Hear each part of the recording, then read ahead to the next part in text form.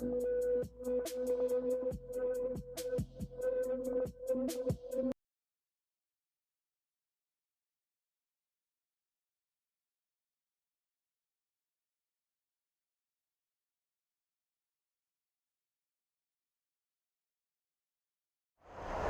standing in front of the sign at the Orleans Casino. Why am I doing that? Because today it's a special Vivo Golf Vegas. We're going to pay tribute to a Vegas legend, Don Rickles. Don Rickles passed away on Thursday. He was 90 years old. He almost made it to 91. As you can see on the sign behind me, D.L. Hughley played this weekend. Very funny guy. But Don Rickles, I think, was supposed to play this weekend, or definitely was supposed to play this month, because for the last 6 or 7 years, he played the Orleans Casino every April and every October. And when he played in October, I was thinking of seeing him again because I saw him in 2012. It's a memorable experience. I'll tell you about that. And I was like, well, I guess I'll wait till April. And fortunately, time ran out. But Don Rickles, one of my comedy influences. Definitely probably more influential now than he was 10 years ago because of the roast battles. Roast battles, very politically correct, people insulting each other, but nobody can insult like him. He was the insult master. And you don't know about Don Rickles? He was born in 1926. He was doing comedy for a long time in Miami Beach, in New York. And in Miami Beach, Frank Sinatra saw him. Frank Sinatra was in the audience, and Frank Sinatra, as you know, not somebody to mess around with. He had mob ties, very influential in show business. He was a rock star at the time. He was like the Beatles, Eminem, and Michael Jackson all rolled into one.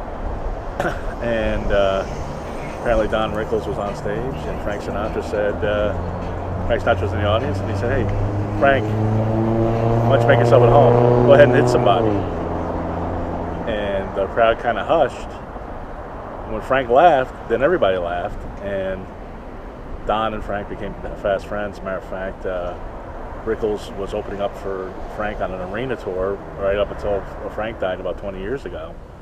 And, I guess they became fast friends. And he was sort of an honorary Rat Pack member, and that's how he sort of became a big deal in Las Vegas. He would play these shows in lounges, from what I understand, at like 3 and 4 in the morning, and people would just pack the place just to be insulted by the guy.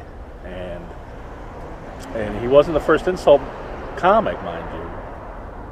Jack Carter, who I've seen, who's very funny, who I think passed away a year ago or 2 years ago, and Jackie Leonard, who I've never heard of. I mean, I've heard of him. I've never actually seen his comedy. But apparently everybody said that Don Rickles sort of stole from him. But from an interview I read, Don Rickles said that his thing was always off the cuff, and Jackie Leonard was always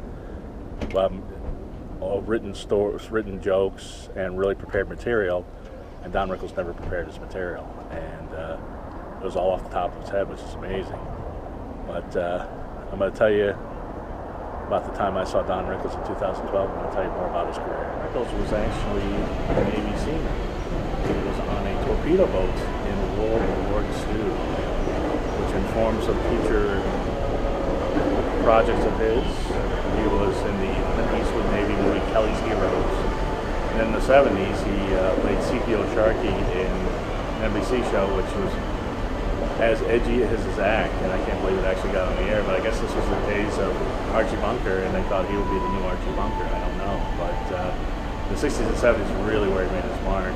He was on the Johnny Carson show a lot. He was on the Dean Martin roast a lot, and his comedy albums came out at that time, Hello Dummy and Don Rickles Speaks, which are both, even by today's standards, politically incorrect and filthy. His humor wasn't for everybody, and on an intellectual level, it's hard to justify it, but it made me laugh, and it just on a visceral level, you can't just help but laugh. He had a huge black following, and a lot of comics, including Whoopi Goldberg, Chris Rock, and others, have said how much they liked him because he was ballsy, and he would say things that nobody else would say. And I know playing black crowds myself, that's something you have to have, or else you'll get eaten alive. And that's something that Don Rickles had. all his career. He would make fun of everybody, but then the same people would make fun of would just talk about him and what a great guy he was and what a funny guy he was. So he's doing something right. The ability to pull this off probably has to do with him studying at the American Academy of Dramatic Arts, and he really wanted to be a serious dramatic actor, but obviously he didn't have the leading man looks. That's something we have in common. And but he did get a lot of dramatic roles. He was in John Landis's movie Innocent Blood, which is actually a horror movie, and he was very good in that. Because John Landis apparently was a production assistant on Kelly's Heroes, and apparently because he knew him as a production assistant, the whole movie he would tell John Landis to give him coffee and have him do the meeting tasks, which John Landis found hilarious. And later he directed the documentary Mr. Warmth, which got him and Don Rickles an Emmy. And he was in, of course, Casino. We're here in Las Vegas. Played Billy Sherwood, the casino manager for Robert De Niro's character. And we all remember that scene where he had a shotgun and he was waiting at De Niro's house while Sharon Stone pitched a fit. And also where Joe Pesci beat him up in the casino. And also where he took the casino cheater in the back room, and that's the back room where they actually had put a hammer to his partner's hand. And he didn't have a lot to do in that movie, but his presence actually, I think, was more what they were looking for than anything. And Scorsese and De Niro just loved working with him. But I wish they had given him more to do in that movie, because I think he definitely had the chops to act with anybody. So here it is. Here's the Orleans showroom. This is where I saw Don Rickles in 2012. And actually my friend, Kevin, made me usher a little something, as you do in old school Vegas. And we got in the front row to the Don Rickles show. Odd sidebar, Steve Perry, the former lead singer of Journey, was in the audience. And he was in the fifth row, so we had better seats than him. And Don Rickles came out and through the crowd, insulting everybody on stage. And we were sitting next to a couple, and the guy kept waving at him, trying to get Don Rickles to insult him, and he wouldn't. But he came to me and he said, "Are you a Jew?" And I said, "No." And then he's like, "Well, what are you? Tell me what you are." And it's very complicated. I'm mixed with a lot of nationalities. I'm gonna go and I hesitated for a moment. He's like, "Just tell me what you are. What are you, Mexican? What are you?" And then he said, "I said it's Italian, because I'm part Italian." He's like, "Well, why didn't you tell me?" And with a machine gun, stirred the spaghetti, and then he went on with the rest of the show, insulting everybody else.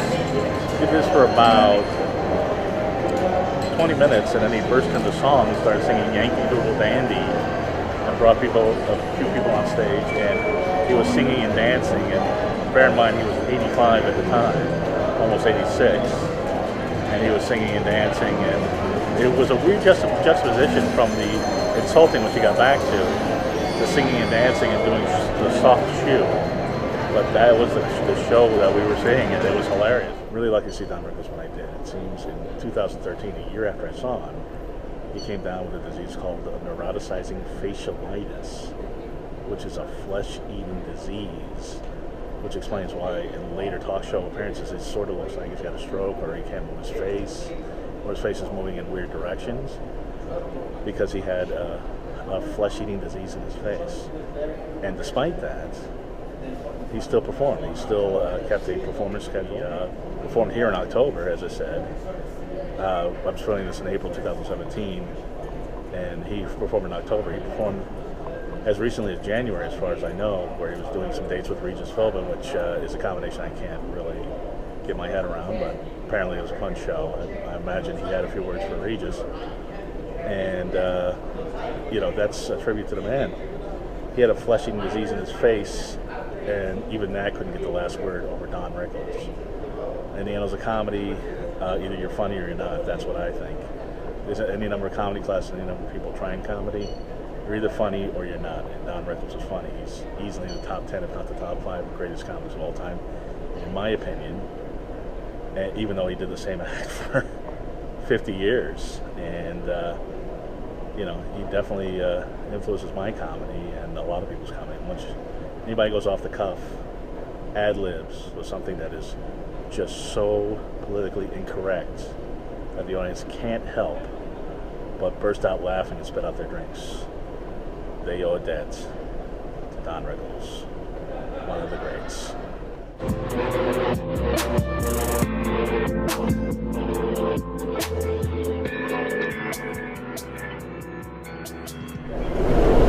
If I may be allowed to speak for every single comedian in the world, I have to say, thank you, Don. Rest in peace.